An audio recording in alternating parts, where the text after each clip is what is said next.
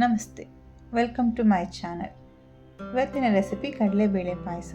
ನಮ್ಮ ಮನೆಯಲ್ಲಿ ಹೇಗೆ ಮಾಡ್ತೀವಿ ಅಂತ ತೋರಿಸ್ತಾ ಇದ್ದೀನಿ. ಒಂದು ಬೌಲಷ್ಟು ಕಡಲೆಬೇಳೆ ತೊಗೊಳ್ಳಿ. ಫಸ್ಟು ಅದಕ್ಕೆ ಒಂದು 3 ಬೌಲಷ್ಟು ನೀರು ಹಾಕ್ಕೊಳ್ಳಿ. ನೀರು ಹಾಕ್ಕೊಂಡು ಕುಕ್ಕರಲ್ಲಿ ವಿಜಿಲಿಡಿ, ಒಂದು 4 ವಿಜಿಲಿಡಿ.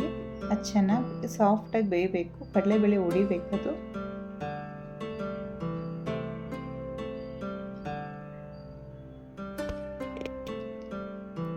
ಇಲ್ಲಿ ಒಂದು ಸಣ್ಣ ಬೌಲಲ್ಲಿ ಒಂದು 2 ಸ್ಪೂನಷ್ಟು ಅಕ್ಕಿ ಹಾಕ್ಕೊಳ್ತಾ ಇದ್ದೀನಿ. ನಾನು ಬಾಸುಮತಿ ಅಕ್ಕಿ ಹಾಕ್ಕೊಳ್ತಾ ಇದ್ದೀನಿ. ನಾನು ನೀವು ನಾರ್ಮಲ್ ರೈಸ್ ಹಾಕ್ಕೊಂಡ್ರೂ ಪರವಾಗಿಲ್ಲ.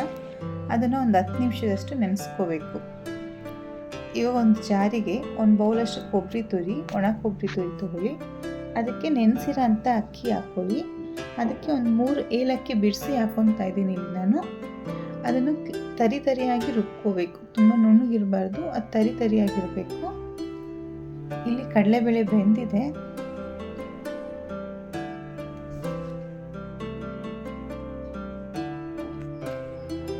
ಇದಕ್ಕೆ ಸ್ವಲ್ಪ ನೀರು ಹಾಕ್ಕೊಂಡು ಸ್ವಲ್ಪ ಬೇಯಿಸ್ಕೊಂಡು ಅದಾದಮೇಲೆ ರುಬ್ಬಿರೋ ಅಂತ ಆ ಮಿಶ್ರಣ ಹಾಕಿ ಒಂದು 5 ನಿಮಿಷ ಬೇಯಬೇಕದು, ಅಕ್ಕಿ ಬೇಯಬೇಕದು.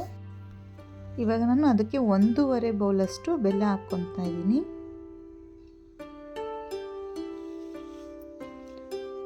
ಒಂದು ಅರ್ಧ ಬೌಲಷ್ಟು ಸಕ್ಕರೆ ಹಾಕ್ಕೊತಾ ಇದ್ದೀನಿ. 1 ಬೌಲ್ ಕಡಲೆಬೇಳೆಗೆ ನಾನು ಈಗ 2ರಷ್ಟು ಸ್ವೀಟ್ ಸೇರಿಸ್ಕೊತಾ ಇದ್ದೀನಿ. ನೀವು ಬೇಕು ಅಂದರೆ ಸ್ವಲ್ಪ ಕಮ್ಮಿ ಹಾಕ್ಕೊಳ್ಳಿ. ಇಲ್ಲಿ ಸ್ವಲ್ಪ ತುಪ್ಪ ಬಿಸಿ ಮಾಡ್ಕೊತಾ ಇದ್ದೀನಿ. ಇದಕ್ಕೆ ನಾನು ಸ್ವಲ್ಪ ಬಾದಾಮಿ ಸ್ವಲ್ಪ ಫ್ರೈ ಆದಮೇಲೆ ನಾನು ಇಲ್ಲಿ ಗೋಡಂಬಿ ಹಾಕ್ಕೊತಾ ಇದ್ದೀನಿ. ಎರಡನ್ನೂ ಚೆನ್ನಾಗಿ ಹುರಿದ್ಬಿಟ್ಟು ನಾನು ಪಾಯಸಕ್ಕೆ ಹಾಕ್ಕೊಂಡೆ. ಅದಕ್ಕೆ ಸ್ವಲ್ಪ ಹಾಲು ಹಾಕ್ಕೊತಾ ಇದ್ದೀನಿ. ಒಂದು 1/4 ಬಾಟ್ಲಷ್ಟು ಹಾಲು ಹಾಕಿದ್ರೆ ಟೇಸ್ಟ್ ಚೆನ್ನಾಗಿರುತ್ತೆ. ಹಾಕಿ ಒಂದು 5 ನಿಮಿಷ ಅದನ್ನು ಸಿಮ್ಮಲ್ಲಿಟ್ಟು ಆಫ್ ಮಾಡಿದ್ರೆ ಪಾಯಸ ರೆಡಿಯಾಗುತ್ತೆ. ಯಾರೆಲ್ಲ ಸಬ್ಸ್ಕ್ರೈಬ್ ಆಗಿಲ್ಲ ದಯವಿಟ್ಟು ಸಬ್ಸ್ಕ್ರೈಬ್ ಆಗಿ, ಲೈಕ್ ಮಾಡಿ, ಶೇರ್ ಮಾಡಿ. Thank you.